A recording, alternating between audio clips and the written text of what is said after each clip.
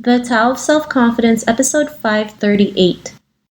Welcome to the Tao of Self-Confidence, where I share stories of amazing women who have discovered their inner journey to self-confidence. Visit our website at thetaoofselfconfidence.com. Your inner journey to self-confidence awaits. Well, hello friend. Welcome to the Tao of Self-Confidence, where I share stories of amazing women who have discovered their inner journey to self-confidence. I'm your host today, Sheena Yap Chan, and today I have a phenomenal lady on the show today. She's a cancer blogger, and I'm really excited to have her on and share her story with us today on self-confidence. So without further ado, I'm going to introduce you to Cielo Superticioso. How are you today? Maybe you can fill in a little bit more about yourself to our listeners. Hey, yes, thank you so much, Sheena. I'm so glad to be here with you. And I'm Cielo, and I was born in the Philippines, but now living in Ho Chi Minh City, Vietnam. I am a teacher by profession. 6 years teaching the Philippines and 4 years in Vietnam, but decided recently to invest more time in blogging and focus on the projects I am working at the moment. So I quit my job. It's not that easy, but I did it. I used to host here in Vietnam some small and big events, including the one I personally organized, such as the language social, where locals and expats or tourists gather for socializing as well as learning English, and Filipinos in Vietnam support group, where we gather and do some activities. Awesome. Well, thanks for sharing that. And Cielo, what's your favorite self-confidence quote? I had encountered this Theodore Roosevelt quote word that he said, each time we face our fear, we gain strength, courage, and confidence in the doing. Thanks for sharing that great quote. And in your own words, how do you define self-confidence? Well, self-confidence, it's how I face fear. That's the definition of self-confidence. I used to have a lot of fears within me, including the fear of facing cancer 2 years ago when I was diagnosed. It's not that easy to be confident to face death, but there are other aspects that help me out to face cancer as well as the rest of the trials coming. So I was able to face my fear. That's how I define self confidence. Thanks for sharing that great definition. And it's so true. Like facing your fears really helps us be more confident, have that courage and strength to keep going no matter what happens in our lives. So I really love that definition that you mentioned. And Shella, what was your life like before your discovery of self-confidence? I have been known by everyone who knows me personally since I was young as a very timid and an introvert person who only loves to read books and nothing more. That's all. I was even a quiet baby during my elementary days, and I don't know, or rather afraid of facing confrontations. I rather hide from my comfort zone or from my shell. That was me. Thanks for sharing that. And I think we've all done that, at some point in our lives when it comes to, hiding from others and not facing confrontations because of our fears. And, it was that point in your life when you realized, you're more enough to be who you are, to have that confidence. What was that aha moment? You know that you turn your life completely upside down when you realize that you are no longer doing what you used to do. You're no longer interested in looking back, but rather moving forward and looking forward to see a new you. So I'm giving this example like my country Philippines, the Philippines. My personal life is similar with what has Philippines been experienced. Like Philippines experience a lot of calamities and catastrophes every year. And that also signifies my life. And one of them that really shook off my world, like an unexpected earthquake, was when I was diagnosed with a rare cancer, that is sarcoma. The question, when did the aha moment happen? When I gradually accept and claim that my cancer is already part of my life, I don't want to denials anymore, or I don't want to hide from people anymore. And the only thing I have to do is to face it. with courage to fight this illness, this deadly disease with pride, with dignity and self-confidence. Thanks for sharing that.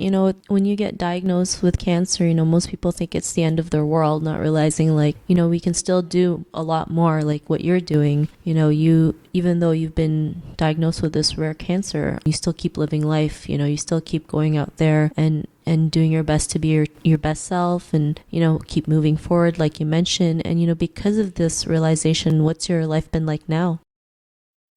Well, during my healing journey, during my journey with cancer, I noticed that I have a discovery after having a self confidence in my life, but it is never always a bed of roses. I still have a lot of downfalls during the treatment and even after the treatment, the whole journey of it. I also experienced anxiety and depression for 5 months right after my treatment has done, but it was a real struggle. But I had to make an option. I had to make a choice not to stay there. To be honest, I lost my confidence after my treatment for months, but I don't want to choose to stay in a dark place where I always lock myself out from everyone. I thought after facing cancer, I am strong, but after the treatment, there it goes again. And in fact, the life that I am now sharing to everyone, the new life they said after the treatment or after beating cancer, I have now throughout my healing, and this is what I call my healing journey.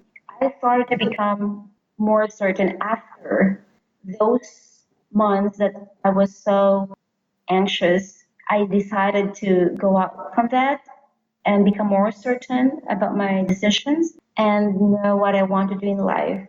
Just keep sharing cancer awareness as what my blog's purpose is. And I am so grateful for those people who are out helping me when I had cancer. I want to pay it forward for those who also need help. So I have an ongoing nonprofit project that has been relentlessly doing with myself and other friends who are willing to help people who have cancer, who have vision to make a more positive and interactive community really here in Vietnam for the childhood cancer patients and families. I also want having self-confidence in myself at the moment.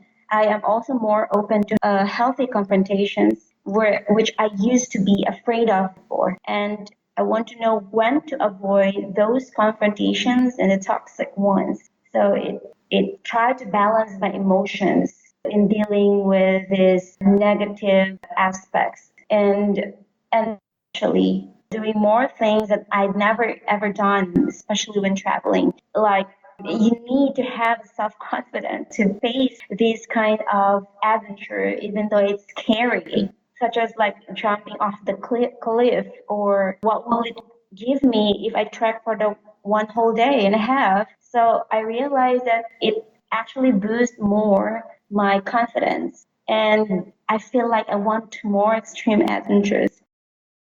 Thanks for sharing that. And, to the woman who's listening to your episode, she may be in her own journey to self confidence. What would be that one tip you would give to her? Yeah, the journey to self confidence may take you longer than you think. It's a roller coaster ride.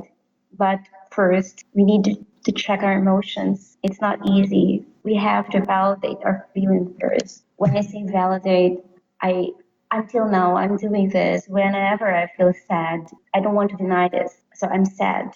If I'm happy, yeah, I'm happy. I'm leaving the moment, and so on, whatever emotions I am feeling. Feelings change. So, what we need to do is feel it right now and then let it go. We don't want to keep those feelings, keeping inside us. The more we keep those feelings, these feelings squashing inside, and the more we are vulnerable to any drawback in our life. Until then, we find ourselves drowned with a lot of self pity and uncertainties. That is the result of keeping or not validating our feelings. However, if you're able to manage our emotions gradually, you're able to do even just one thing that scares you every day. So, what is it that scared me every day? Maybe I'm scared of talking to people in public, which is that's used to be my greatest fear before. Overcoming fears is by facing it directly. We need to face it eye to eye, face to face. As I've said, public speaking is one of my greatest fears in my entire life since I was young and until I was in college or after college. So, how did I able to overcome that fear? It takes me years before I am able to gain that confidence. So, the journey to self confidence is actually both fun and scary. But of course, you have to be proud of yourself if you see yourself being very confident and facing whatever fear you are encountering in your life every day, and you'll see your confidence soar high. Thanks for sharing those great tips. And if our listeners wanted to get to know a little bit more about you and what you do, or check out your blog, is there any links or social media profiles we can connect with? My blog link is thecancervoice.net, or where I am regularly writing my blogs and inviting guests or interviewing other survivors, cancer survivors. I can see those articles there. Thanks for sharing that. And to our listeners, if you want to connect with Cielo, you can also head on over to thetowofselfconfidence.com and search for Cielo's name. Her show notes will pop up along with everything else that we talked about. I just really want to thank Cielo today for taking the time to share her story and tips with us on self-confidence. So thank you so much. Thank you. Thank you a lot, Sheena. Thanks for this chat. Not a problem. It was really great having you on the show. And to our listeners, be on the lookout for another new episode of another amazing woman's journey to self-confidence. And we'll talk to you soon. Bye for now. Thank you for tuning in to another amazing episode of The Tao of Self-Confidence. Get your free audiobook by visiting our website at thetowofselfconfidence.com. Your inner journey to self-confidence awaits.